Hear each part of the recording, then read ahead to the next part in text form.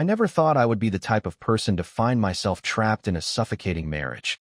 But there I was at 32, feeling like a stranger in my own home.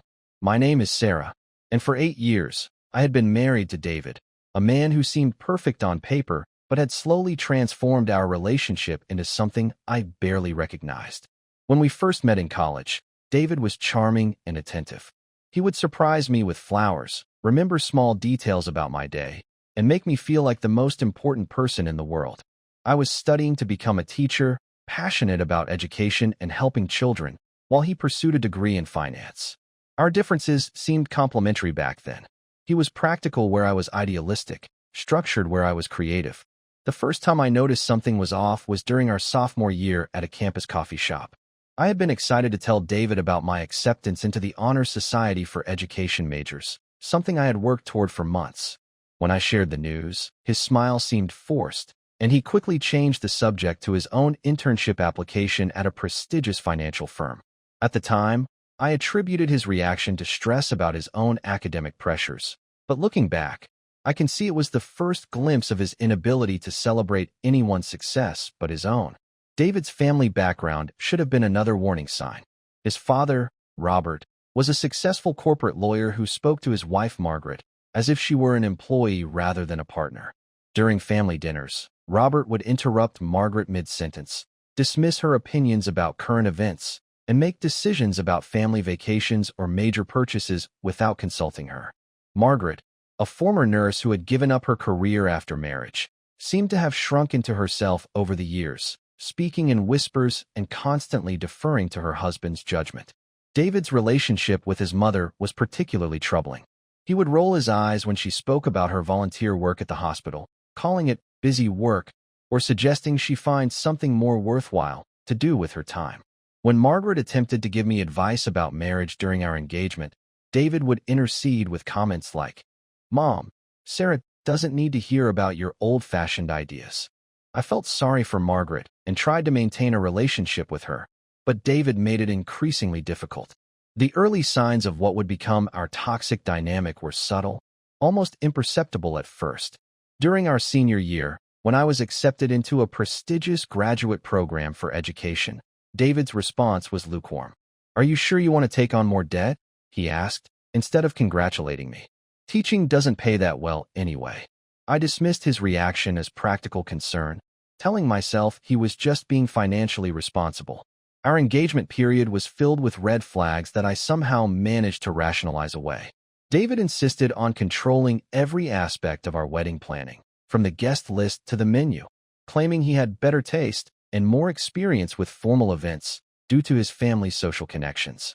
When I suggested including some of my college friends who couldn't afford expensive gifts, David vetoed the idea, saying we needed to maintain a certain standard.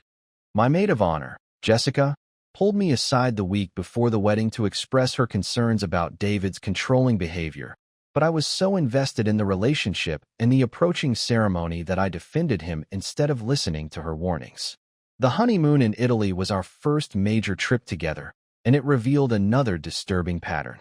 David had planned the entire itinerary without consulting me, booking tours and restaurants that aligned with his interests in art history and fine dining, while completely ignoring my preferences for outdoor activities and local cultural experiences.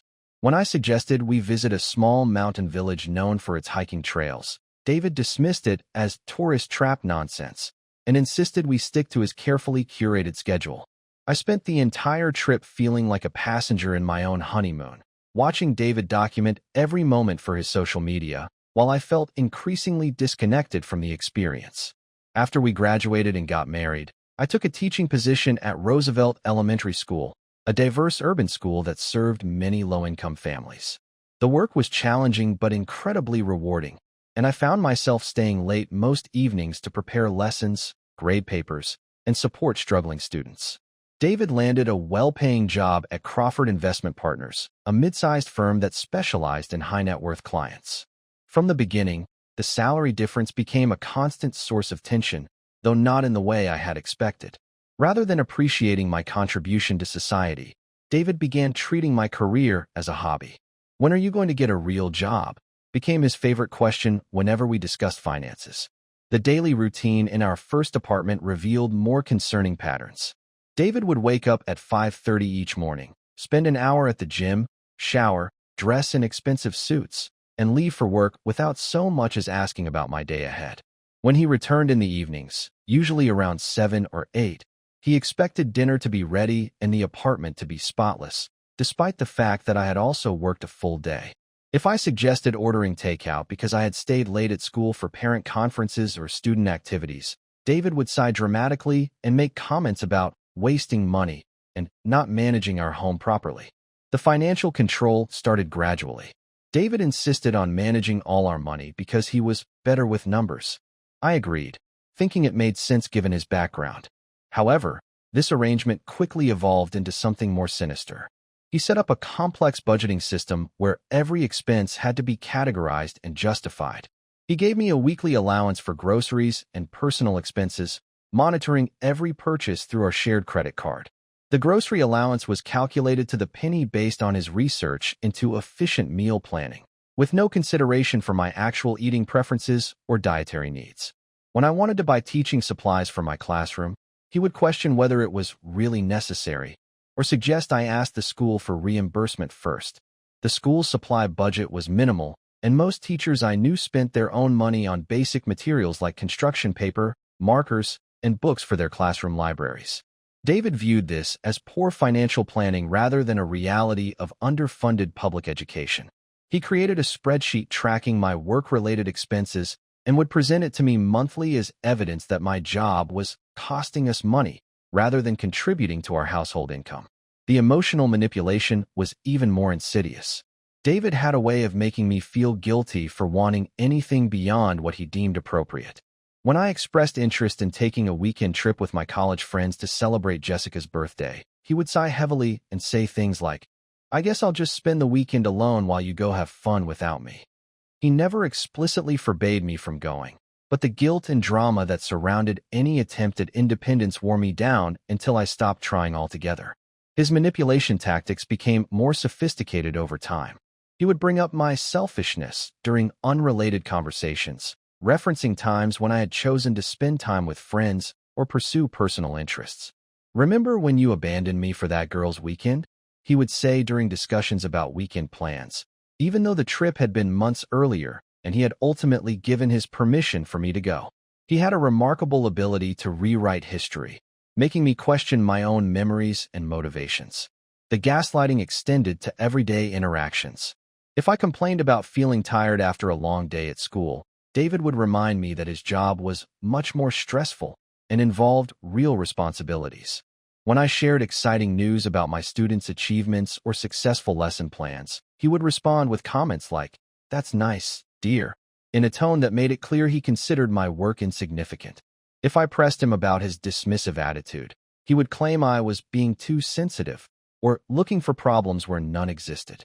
My relationship with my family and friends began to deteriorate as David systematically isolated me from my support system. He would find reasons to dislike anyone who was important to me. My best friend Jessica was too dramatic, according to him, particularly after she had expressed concerns about our relationship. My sister Emma was always stirring up trouble when she visited and asked pointed questions about our marriage dynamics. My parents were interfering when they offered advice or expressed concern about my increasingly rare visits home. David's criticism of my loved ones was always couched in seemingly reasonable language. He would say things like, "I just think Jessica brings out your immature side," or "Your sister seems to enjoy creating drama in other people's relationships." When my parents called to check in, David would hover nearby, making faces or gestures that distracted me from the conversation. He had a way of making me feel embarrassed about my family's middle-class background, their casual communication style, and their different values around money and success. Gradually, I found myself making excuses for David's behavior and declining invitations to maintain peace in our household. When Jessica invited me to her engagement party, I told her I couldn't make it because David had planned a romantic weekend getaway, which was technically true, but left out the part where he had scheduled it specifically to conflict with her event. When my parents invited us for Christmas, David would create elaborate reasons why we couldn't attend, usually related to work obligations or financial constraints that didn't actually exist. The isolation became so complete that I began to lose touch with my own interests and personality. I had always loved reading fiction, but David considered novels escapist trash and encouraged me to read business and self-help books instead. I enjoyed cooking and had collected dozens of recipes from magazines and websites, but David preferred simple, repetitive meals that fit within his strict budgeting parameters. I had played piano since childhood, but our apartment was too small for a piano, and David vetoed my suggestion to rent practice space at a local music school. The gaslighting became a daily occurrence. When I would bring up concerns about his behavior, David had a masterful way of turning the conversation around. "You're being too sensitive," was his go-to response. Or he would claim I was misremembering events entirely. I never said that. He would insist when I confronted him about hurtful comments. "You're putting words in my mouth." He had an extraordinary ability to make me doubt my own perceptions and memories, often providing alternative explanations for events that made me seem unreasonable or oversensitive. One particularly disturbing incident occurred during our second year of marriage. I had been looking forward to attending a professional development conference for educators, something that would help me advance in my career and improve my teaching skills. David had initially agreed to the expense, but as the conference date approached, he began expressing concerns about the cost, the time away from home, and the real value of the experience. The night before I was supposed to leave, he presented me with a detailed financial analysis showing how the conference would impact our budget, complete with charts and projections that made my professional development look like a frivolous expense. I ended up canceling my registration and losing the non-refundable fees, something David noted in his expense tracking as evidence of my poor planning. When colleagues asked why I hadn't attended, I found myself repeating David's talking points about the conference being too expensive and not providing enough value. I was becoming complicit in my own diminishment, adopting his language and priorities as my own. My career suffered as a result of the constant stress at home. David would create crises that required my immediate attention, often during important school events or parent conferences. He would call repeatedly during my workday, claiming emergencies that turned out to be trivial matters he could have handled himself. One memorable incident involved him calling me out of a crucial meeting with a struggling student's parents because he couldn't find the spare key to our storage unit, something that could have easily waited until after school. When I received an opportunity to apply for a department head position, David convinced me it would be too stressful and that our marriage couldn't handle the additional pressure. "You're already struggling to balance your current responsibilities," he said, referencing the times when I had been too exhausted from his emotional manipulation to maintain our household to his exacting standards. Taking on more work would be setting yourself up for failure. His concerns seemed genuine at the time, but I now realize he was threatened by the possibility of my increased income and professional status. The financial abuse escalated when David decided we needed a bigger house. Without consulting me, he began looking at properties far beyond our budget, insisting that his salary could support the payments. He spent weeks researching neighborhoods, visiting open houses, and meeting with real estate agents, presenting his findings to me as fait accompli rather than collaborative decision-making. When I expressed concerns about the mortgage amount, he accused me of being negative and unsupportive of our future. The house he chose was a 4-bedroom colonial in an upscale suburb, 40 minutes from my school and nearly an hour from the city center where most of my friends lived. The monthly payments would consume nearly 60% of our combined income, leaving little room for emergencies, travel, or personal expenses. David had calculated the budget based on his projected salary increases and bonuses, factors that were far from guaranteed in his volatile industry. During the house hunting process, David made it clear that my input was unwelcome.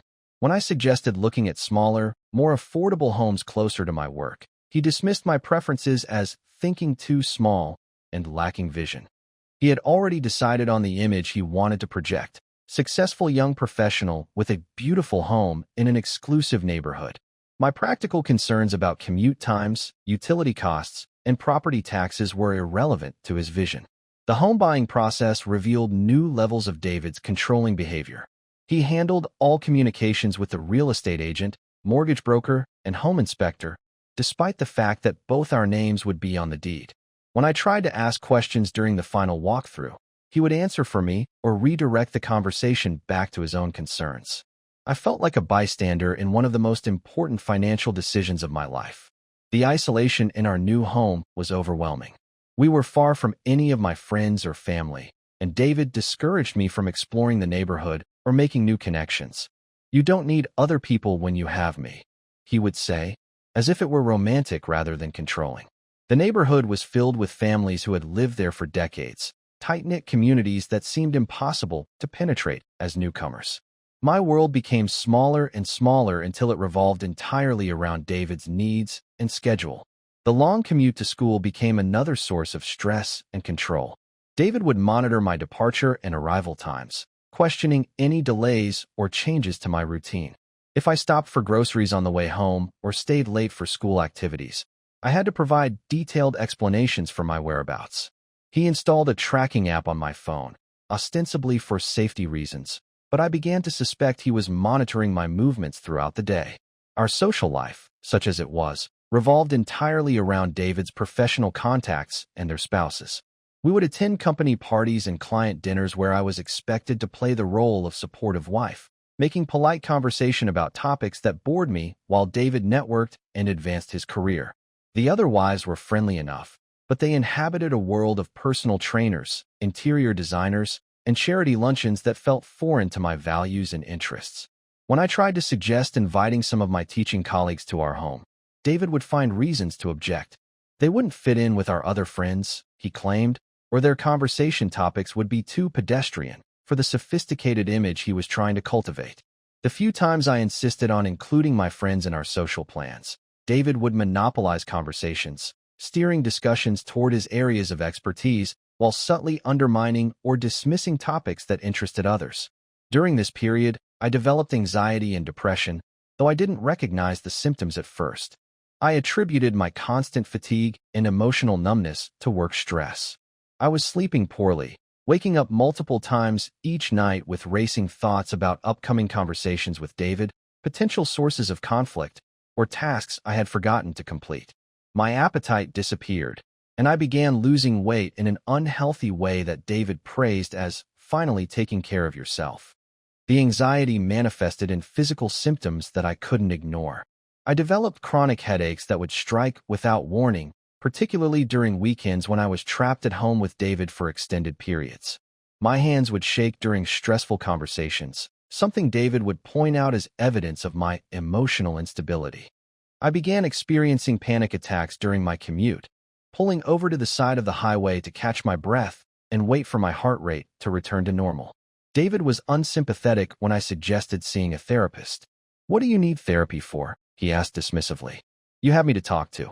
When I persisted, explaining that I was struggling with anxiety and depression, he became defensive, as if my mental health issues were a personal attack on his ability to be a good husband. "Maybe you need to exercise more," he suggested, "or manage your time better. Therapy is for people with real problems." When I finally insisted on seeking professional help, David agreed to couples counseling, but spent the sessions manipulating the therapist and portraying himself as the reasonable spouse dealing with an unstable wife. He was charming and articulate during our appointments with Dr. Rodriguez, presenting carefully edited versions of our conflicts that made me appear unreasonable and demanding. When I tried to explain my perspective, David would interrupt with corrections to my account, claiming I was exaggerating or misremembering events. Dr. Rodriguez seemed to buy into David's narrative, often directing suggestions toward me about managing my expectations and communicating more effectively. The sessions became another source of stress rather than relief, and I began to doubt my own sanity. If a trained professional couldn't see through David's manipulation, perhaps I really was the problem in our relationship. The breaking point came on what should have been one of the happiest days of my teaching career. I had been selected as Teacher of the Year at Roosevelt Elementary, an honor I had worked toward for years. The recognition came with a small ceremony where family members were invited to attend, a moment I had dreamed about since beginning my teaching career. The award acknowledged not just my classroom performance, but also my leadership in implementing new literacy programs and my dedication to supporting struggling students. The selection process had been rigorous, involving peer nominations, administrative reviews, student feedback, and parent testimonials. Out of 45 teachers at the school, being chosen represented validation of my skills, dedication, and impact on the school community. The award came with a small monetary prize and the opportunity to represent our school at the district level, potentially leading to even greater recognition and career advancement opportunities. I was excited to share this achievement with David and hoped it might help him understand the value of my work. For weeks leading up to the announcement, I had been nervous about the selection process, checking my email obsessively for updates and rehearsing acceptance speeches in my head. When Principal Morrison called me into her office to share the news, I felt a surge of pride and accomplishment that I hadn't experienced in years. On the morning of the ceremony, I woke up early to prepare, feeling genuinely happy for the first time in months. I had bought a new dress specifically for the occasion, a navy blue sheath that made me feel professional and confident. I had my hair done the day before at a salon I rarely visited due to our tight budget, justifying the expense as necessary for such an important occasion. As I was getting ready, applying makeup with unusual care and attention, David sat on our bed, scrolling through his phone with apparent disinterest. The ceremony was scheduled for 10 in the morning in the school's multi-purpose room, which had been decorated with balloons and banners for the occasion. The local newspaper was sending a photographer, and several district administrators would be attending to present the award. I had invited my parents, my sister Emma, and my close friend Jessica, though I wasn't sure who would be able to make it on such short notice. "What time do we need to leave?" I asked, checking my reflection in the mirror one final time and adjusting my new earrings. David didn't look up from his phone, where he appeared to be reviewing his golf app. "Leave for what?" My heart sank like a stone dropping into still water. "The ceremony, David. Remember? I'm receiving the Teacher of the Year award today. I told you about it weeks ago. We talked about it just last night." He finally looked at me, his expression annoyed rather than apologetic. "Oh, that thing. I can't make it. I have a golf meeting with clients." The casualness of his dismissal hit me like a physical blow. This was a man who had never forgotten a single detail about his own work events, who planned his schedule weeks in advance, and who claimed to love and support me. Yet he had completely disregarded the most important professional moment of my career. "This is important to me, David. It's a huge honor, and families are supposed to be there. Can't you reschedule the golf meeting? You play golf every weekend anyway." He sighed dramatically, as if I were being unreasonable about a trivial matter. "Sarah, these clients represent potentially millions in new business for the firm. You're getting an award for doing your job, which is great, but let's keep things in perspective. Which one do you think is more important for our future?" I stood there, staring at my reflection in the full-length mirror we had hung in our bedroom, watching tears begin to form in my eyes. The woman looking back at me appeared smaller than I remembered, diminished by years of having her accomplishments minimized and her priorities dismissed. In that moment, everything became crystal clear. This man, who claimed to love me, could not even prioritize my biggest professional achievement over a recreational activity with work contacts. "This is more important," I said quietly, my voice stronger than I had heard it in years. David's eyebrows rose in surprise, as if he couldn't believe I was challenging his assessment of our priorities. "What? This is more important than your golf meeting. And if you can't see that, then there's something seriously wrong with our marriage." He laughed dismissively, the sound harsh and condescending in our quiet bedroom. "Don't be dramatic, Sarah. It's just an award. You'll get other awards. These clients won't wait around forever for me to court their business." That laugh was the final straw. For 8 years, I had allowed this man to diminish my accomplishments, control my finances, isolate me from loved ones, and gaslight me into believing I was the problem. But standing there in my new dress, preparing to be honored for work I was passionate about, I realized I deserved so much better. The drive to school felt surreal, as if I were moving through a dream sequence. For the first time in years, I was making a decision based solely on my own priorities rather than trying to accommodate David's needs or avoid his disapproval. The morning traffic seemed lighter, the sun brighter, and my reflection in the rearview mirror more familiar than it had been in months. I arrived at Roosevelt Elementary 45 minutes before the ceremony, giving myself time to compose my thoughts and prepare for the attention I would receive. The school building looked different somehow, more welcoming and inspiring than usual. The hallways were decorated with student artwork celebrating reading and learning, and I could hear the excited chatter of children in their classrooms beginning their Friday morning routines. Principal Morrison greeted me in the main office with a warm hug and genuine enthusiasm. "Sarah, you look absolutely radiant. Are you ready for your big moment?" She had been a mentor to me since my first year at the school, supporting my innovative teaching methods and encouraging my leadership development. Having her recognition meant more to me than any award ceremony could. As families began arriving for the ceremony, I felt a mixture of pride and sadness. I saw my colleague Maria with her husband and 2 young children, all dressed up for the occasion. Jennifer's parents had driven 3 hours from their small hometown to watch their daughter receive recognition. My own support system would be noticeably absent, a reminder of how isolated I had become in my marriage. The ceremony itself was beautiful and meaningful. Principal Morrison spoke about the qualities that made an exceptional teacher: dedication, creativity, empathy, and the ability to inspire learning in every student. When she called my name and I walked to the front of the room to accept the award, the applause from my colleagues, students' families, and district administrators felt like validation for years of hard work and sacrifice. During my brief acceptance speech, I found myself speaking from the heart about the joy of teaching and the privilege of working with amazing students and colleagues. For those few minutes, I felt completely authentic and confident, reconnected with the passion that had drawn me to education in the first place. The award itself was a beautiful crystal apple engraved with my name and the school's logo, but the real prize was remembering who I was outside of my toxic marriage. That evening, I called my sister Emma for the first time in months. When she answered, I could hear the surprise and concern in her voice. "Sarah, is everything okay? You sound different." "I won Teacher of the Year today," I said, my voice trembling with emotion. "That's amazing," Emma exclaimed, and I could hear genuine excitement and pride in her response. "I'm so proud of you. How was the ceremony? Did David take pictures? Mom and Dad are going to be thrilled when they hear about this." "David didn't come," I admitted, and saying it out loud made the reality feel even more stark and painful. The silence on the other end of the line was telling. Emma had always been diplomatic about my marriage, walking a careful line between supporting me and avoiding direct criticism of David. But I could sense her restraint and the effort it took for her not to express her true feelings about my husband's absence. "I'm sorry, Sarah. You deserve to have someone there celebrating with you. This is such a huge accomplishment, and I wish I had known about it in advance. I would have driven down from Boston if you had told me." That conversation opened the floodgates. I told Emma about the financial control, the isolation, the constant criticism, and the way David had systematically eroded my self-confidence over the years.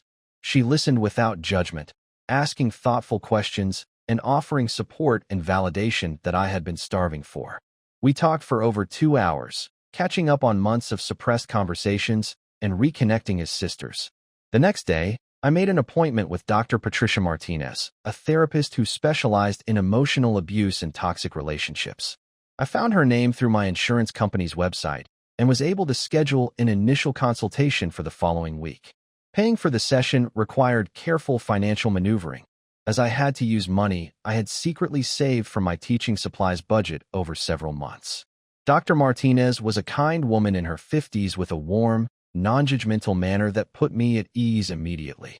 Her office was filled with plants and soft lighting, creating an environment that felt safe and nurturing. During our first session, she helped me understand that what I was experiencing had a name: emotional and financial abuse. "You're not crazy, Sarah," she assured me, her voice gentle but firm. "What you're describing is a pattern of control and manipulation that many people experience. The important thing is that you're recognizing it and taking steps to address it. That takes tremendous courage." Over the following weeks, I began to see my marriage with new clarity. Dr. Martinez helped me understand the cycle of abuse, the tactics David used to maintain control, and most importantly, that none of it was my fault. I learned about setting boundaries, recognizing manipulation, and rebuilding my sense of self-worth. She recommended several books about emotional abuse and healthy relationships, which I read voraciously during my lunch breaks and commute. The education about abusive patterns was both enlightening and devastating. I recognized so many of David's behaviors in the literature: the gradual isolation from friends and family, the financial control disguised as protection, the gaslighting that made me question my own reality, and the way he alternated between criticism and occasional affection to keep me off balance. Understanding the systematic nature of his behavior helped me realize that the problems in our marriage weren't the result of my inadequacies or failures as a wife. I started small with my rebellion against David's control. I joined the teachers' union and began attending monthly meetings, telling David it was mandatory professional development. The meetings provided valuable information about contract negotiations and professional rights, but more importantly, they connected me with colleagues who shared my values and understood the challenges of public education. I reconnected with Jessica, meeting her for coffee during lunch breaks, and gradually rebuilding our friendship. She had recently gotten engaged and was planning a wedding for the following summer. Hearing about her healthy relationship with her fiancé provided a stark contrast to my own marriage and helped me remember what mutual respect and support looked like in a romantic partnership. I opened my own checking account at a credit union downtown, using my maiden name and providing my work address to ensure David wouldn't receive any mail about the account at our home. I began depositing a small portion of my paycheck into this secret account each month, money I justified as savings for classroom supplies or professional development. The account grew slowly, but having even a small amount of financial independence felt empowering. David sensed the changes in me and tried to tighten his control.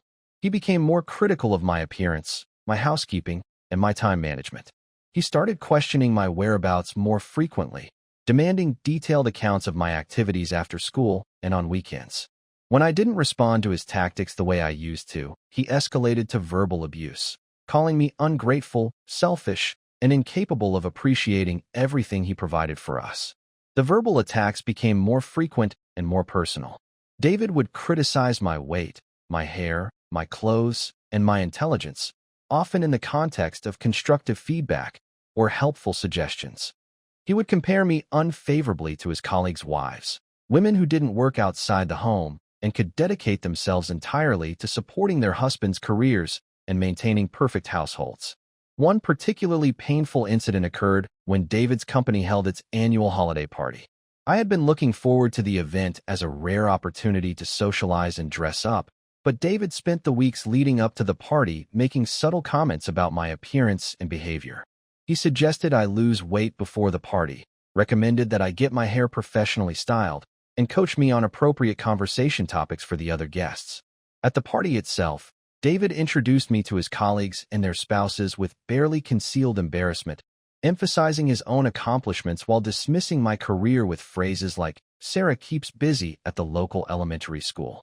When one of the wives asked about my work with genuine interest, David interrupted to redirect the conversation toward his latest client acquisition. I spent the evening feeling invisible and insignificant, a prop in David's professional performance. But with Dr. Martinez's support and my growing network of friends and colleagues, I could see his behavior for what it really was, a desperate attempt to maintain control over someone who was beginning to recognize her own worth. The therapy sessions provided tools for managing my anxiety, setting boundaries, and rebuilding my confidence. I practiced assertive communication techniques and learned to recognize manipulation tactics before they could derail my emotional equilibrium. My teaching performance actually improved during this period of personal growth. Without the constant stress of trying to please David or manage his moods, I had more energy and creativity to invest in my classroom. I implemented new literacy programs, organized field trips, and collaborated with colleagues on interdisciplinary projects. My students responded positively to my renewed enthusiasm, and their academic progress reflected my improved teaching. The principal noticed the changes and began involving me in more leadership opportunities within the school. I was asked to mentor new teachers, lead professional development workshops, and serve on curriculum committees. These responsibilities provided additional validation of my skills and judgment, countering years of David's undermining messages about my competence and intelligence. The confrontation I had been building toward came 3 months after the Teacher of the Year ceremony. David had discovered my secret bank account when he was reviewing our credit report for a potential refinancing of our mortgage. He was furious about what he saw as financial deception and betrayal. though he seemed oblivious to the irony of being angry about my lack of transparency while maintaining complete control over our shared finances. He stormed into the house after work on a Tuesday evening, waving bank statements and demanding an explanation. His face was red with anger, and his voice carried a level of rage I had rarely seen from him. The carefully controlled facade he usually maintained had cracked, revealing the volatile emotions underneath his polished exterior. "What the hell is this, Sarah?" he shouted, throwing the papers on the kitchen table with enough force to scatter the mail I had been sorting. "You're hiding money from me now? After everything I've done to build our financial security?" I looked at him calmly, my heart racing but my voice steady thanks to months of practicing assertive communication with Dr. Martinez. "It's my money, David. From my job. I opened an account to save for professional development and classroom supplies." "Your job?" He laughed bitterly, the sound harsh and mocking in our kitchen. "You mean that little hobby of yours that barely pays for gas? Everything you earn belongs to both of us. To this family. We agreed on joint finances when we got married." "This family," I repeated, feeling anger rise in my chest like a tide I had been holding back for years. "You mean the family where you control every dollar I spend? Where you dismiss my career and accomplishments? Where you can't even show up to support me when I achieve something important?" David's face reddened with rage, and he took a step closer to me, his posture intimidating and aggressive. "I work 60 hours a week to support this lifestyle, and this is the thanks I get? You ungrateful, selfish." "Stop," I interrupted, my voice firm and clear. The words seemed to hang in the air between us, surprising both of us with its authority. "I'm done being grateful for being controlled and diminished. I'm done apologizing for having dreams and ambitions. And I'm done being married to someone who treats me like a child instead of an equal partner." The words hung in the air between us, crystallizing years of accumulated resentment and pain into a moment of absolute clarity. David's expression shifted from anger to shock to something that looked almost like fear, as if he was finally realizing that his control over me was slipping away. "You don't mean that," he said, his voice suddenly smaller and less certain. "You're just upset about the bank account thing. We can work this out. I'll give you more independence with spending if that's what you want." "I do mean it," I replied, surprising myself with my certainty and the sense of relief that followed the words. "I want a divorce, David." The weeks that followed were some of the most difficult of my life, but also the most liberating. David alternated between attempts to manipulate me back into submission and threats about what divorce would cost me financially. He tried guilt, reminding me of the sacrifices he had made for our marriage and the comfortable lifestyle his income had provided. He tried anger, accusing me of being selfish and ungrateful. He tried promises to change, claiming he would seek therapy and work on becoming a better husband. Most manipulatively, he tried tears during a conversation 3 days after I had announced my intention to divorce. He sat on our living room couch, his head in his hands, sobbing about how much he loved me and how devastated he was by the prospect of losing our marriage. It was a performance I had never seen from him before, and it almost worked. For a moment, I felt the familiar guilt and the urge to comfort him, to take responsibility for his pain. But Dr. Martinez had prepared me for this exact scenario during our sessions. Abusers often escalate their emotional manipulation when they sense they're losing control, she had warned me. They may try tactics they've never used before, including tears and promises to change. Remember that genuine change requires consistent action over time, not just words spoken in desperation. I looked at David crying on our couch and felt something I hadn't experienced in years: emotional detachment. Instead of rushing to comfort him or taking responsibility for his distress, I simply observed his performance with clinical interest. The tears seemed genuine enough, but they were tears for his loss of control, not for the pain he had caused me over the years. "I'm sorry you're hurting, David," I said calmly. "But this decision isn't negotiable. I've tried to make this marriage work for 8 years, and I'm exhausted. You had countless opportunities to treat me as an equal partner, and you chose control instead." His tears stopped almost immediately, replaced by cold anger that felt more familiar and authentic than his emotional display. "You'll regret this, Sarah. You have no idea how good you had it. No one else is going to want a 32-year-old elementary school teacher with no real assets or prospects. The insult was designed to wound, to plant seeds of doubt about my ability to survive and thrive without him. But instead of devastation, I felt a surprising surge of pity for a man so desperate to maintain control that he would try to destroy my self-worth rather than examine his own behavior.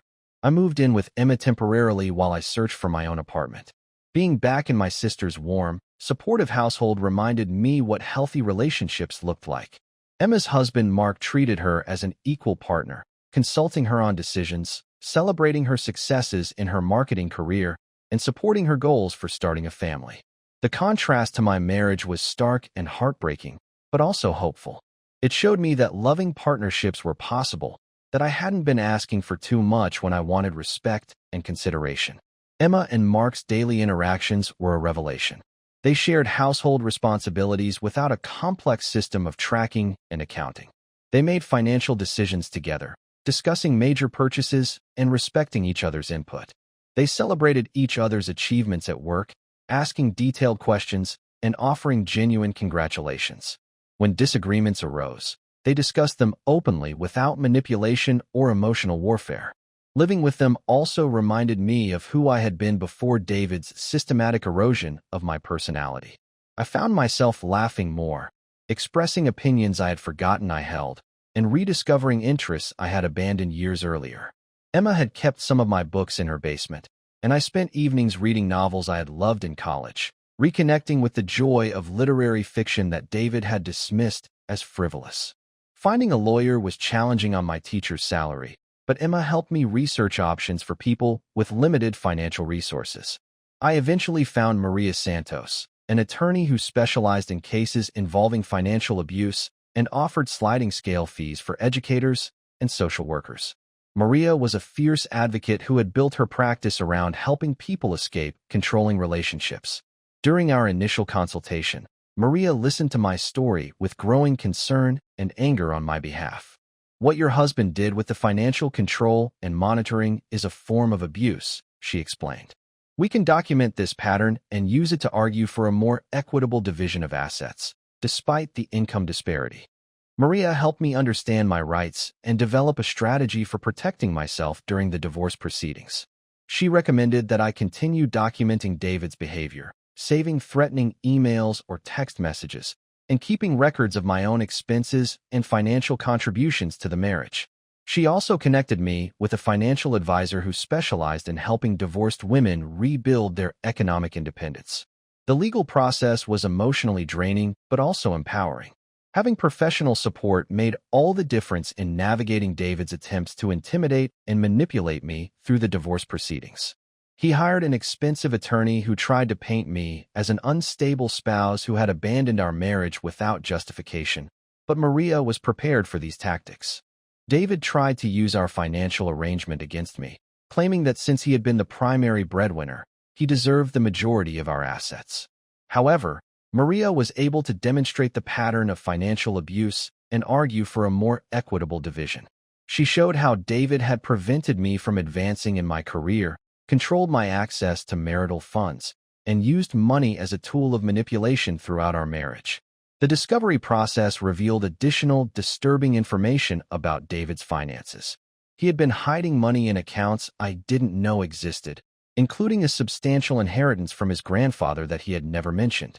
There were also questionable business expenses charged to our joint credit cards, including expensive dinners and hotel stays that didn't align with his claimed work travel schedule. During this time, I threw myself into rebuilding my life and rediscovering who I was outside of my marriage. I started attending yoga classes at a studio near Emma's house, something David had always dismissed as a waste of money and new age nonsense. The physical practice helped me reconnect with my body and manage the stress of the divorce proceedings, while the community of practitioners provided a supportive environment for healing. I reconnected with old friends who had gradually disappeared from my life during my marriage. Many of them expressed regret about losing touch and shared their own concerns about my relationship with David that they had been afraid to voice at the time.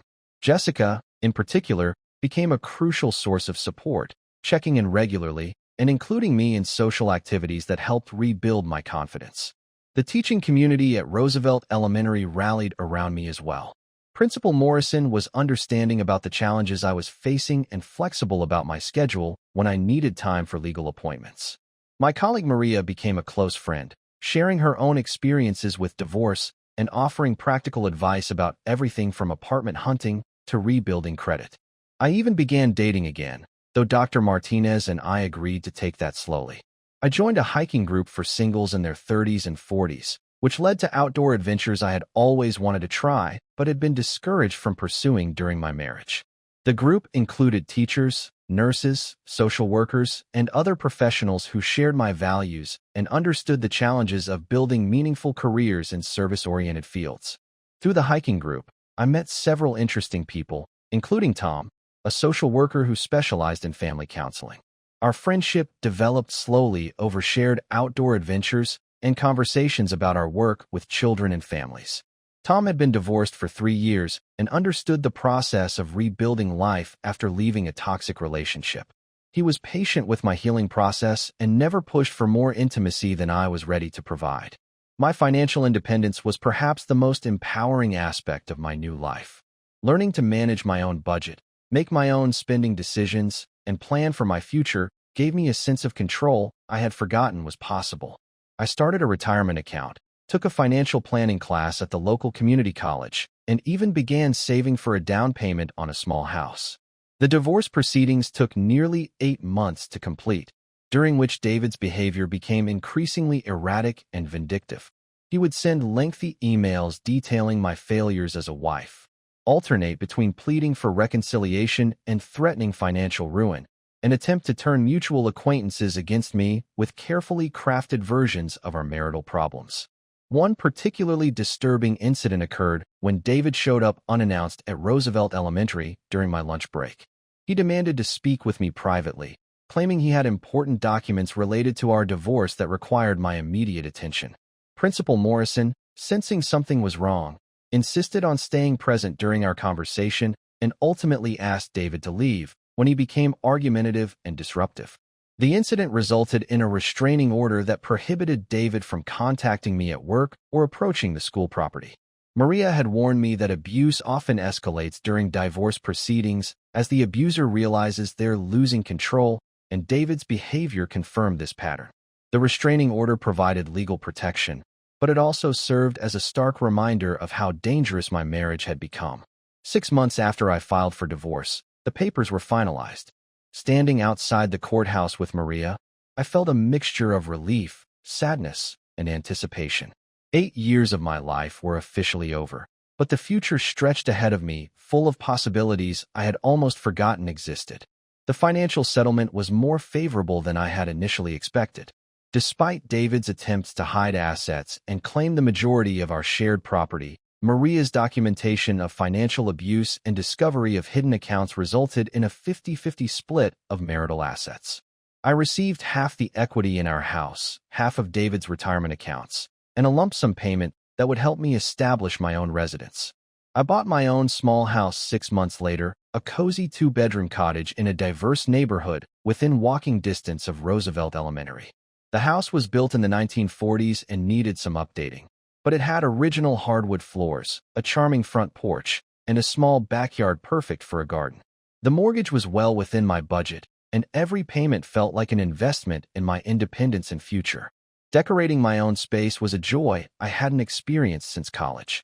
I chose bright colors that reflected my personality, comfortable furniture that prioritized function over appearance, and plenty of bookshelves for my growing collection of novels, poetry, and professional development materials. I hung artwork created by my students over the years, photographs from hiking adventures, and inspirational quotes that reminded me of my strength and resilience. The garden became a particular passion, something I had always wanted to try but had been discouraged from pursuing during my marriage. I planted tomatoes, herbs, and flowers, spending weekend mornings working in the soil and watching things grow. The metaphor wasn't lost on me. I was cultivating new life in both my backyard and my personal journey. David made several attempts to reconcile in the months following our divorce, but I held firm to my boundaries.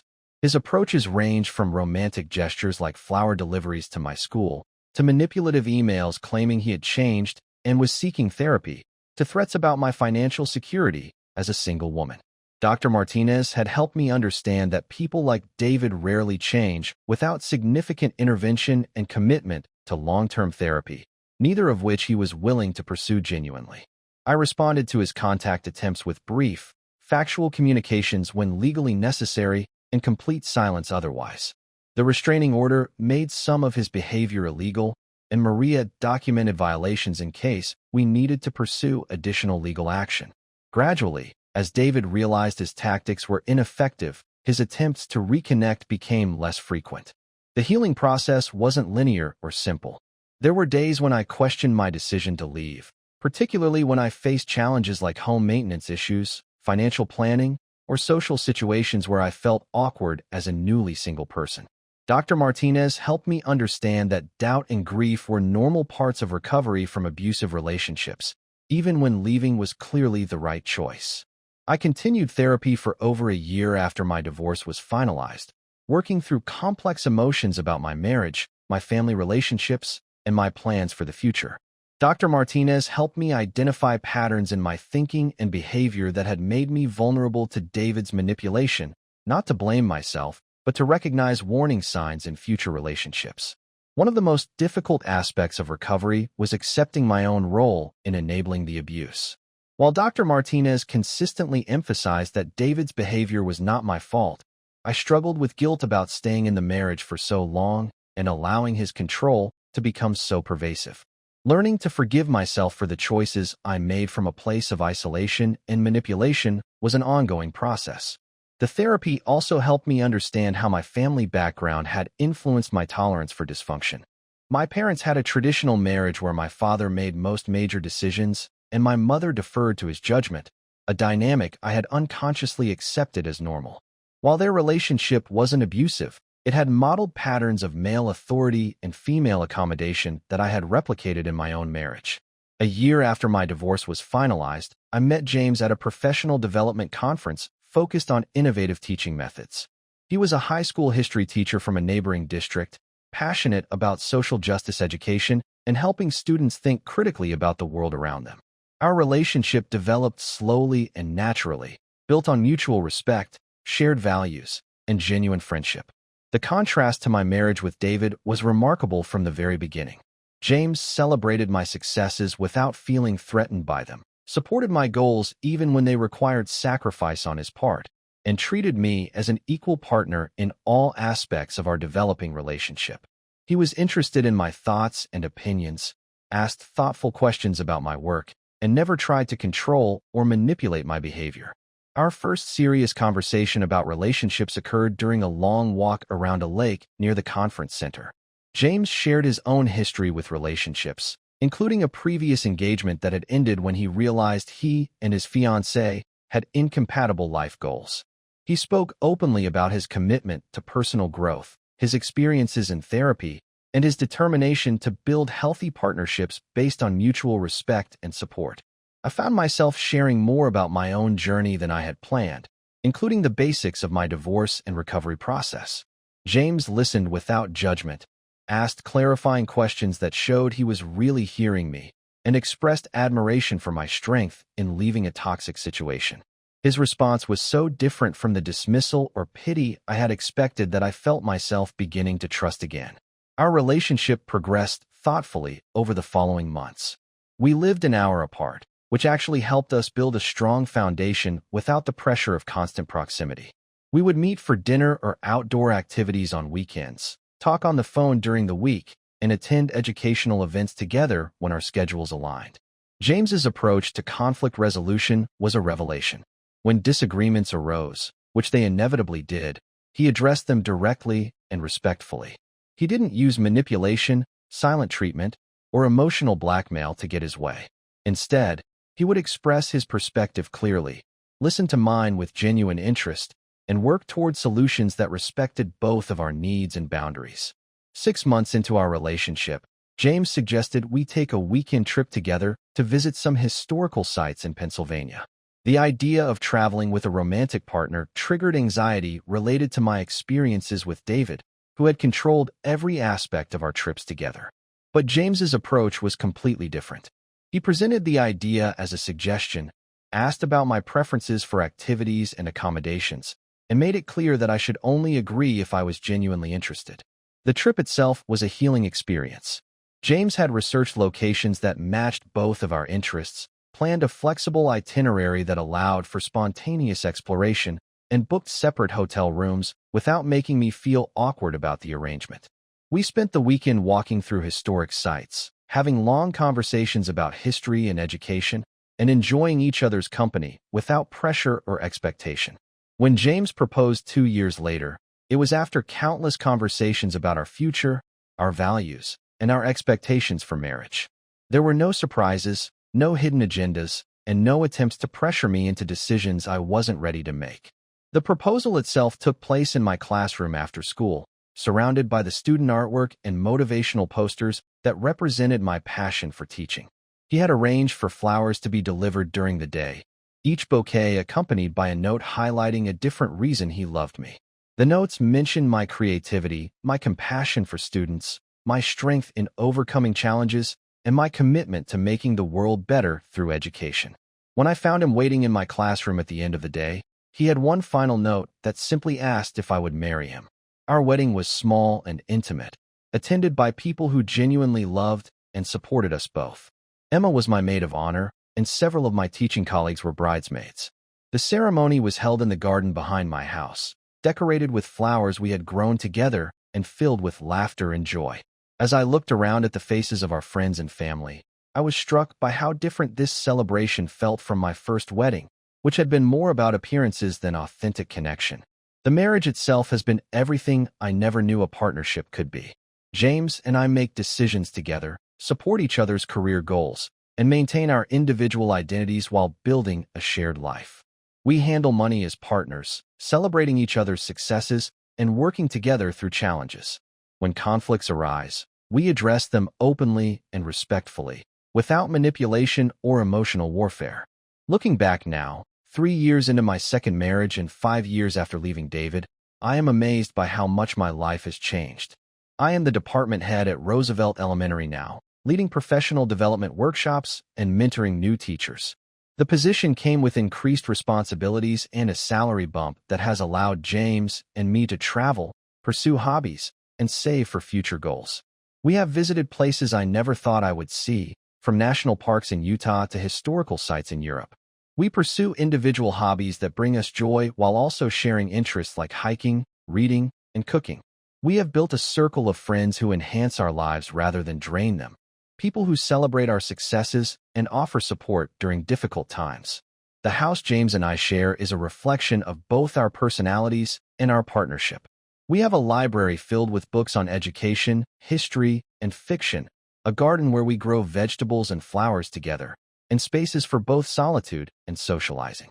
Every corner reflects choices we made together, compromises that honored both of our preferences rather than one person's dominance over the other. The scars from my first marriage haven't completely disappeared. I still sometimes catch myself asking for permission for things I have every right to decide independently, a habit that James gently redirects by reminding me that I don't need anyone's permission to make choices about my own life. I occasionally struggle with anxiety when conflicts arise, fearing that disagreement might lead to emotional manipulation, but therapy has given me tools to recognize these patterns and respond to them in healthy ways. Most importantly, I have learned to trust my own instincts and value my own worth. The woman who stayed silent while her achievements were dismissed, who handed over financial control without question, and who isolated herself to maintain peace no longer exists. In her place is someone who speaks up for herself, makes her own decisions, and surrounds herself with people who appreciate her for who she truly is. The journey from victim to survivor to thriver has been long and sometimes painful, but every difficult moment was worth it for the life I have now. I share my story with others when appropriate, hoping that someone else might recognize the signs of emotional and financial abuse and find the courage to seek help. Breaking free from a toxic relationship is one of the hardest things anyone can do, but it is also one of the most important investments you can make in your own future. If I could go back and tell my younger self anything, it would be this: you deserve to be loved for who you are, not controlled for who someone else wants you to be. Your dreams and goals matter. Your financial independence matters. Your emotional well-being matters. And most importantly, you have the strength to create the life you truly want, even when it seems impossible. The Teacher of the Year award still hangs in my classroom, a reminder not just of professional achievement, but of the moment I chose myself over a toxic relationship. Every time I look at it, I remember that sunny morning when I stood in front of the mirror, made a choice that changed everything, and took the first step toward the life I was meant to live.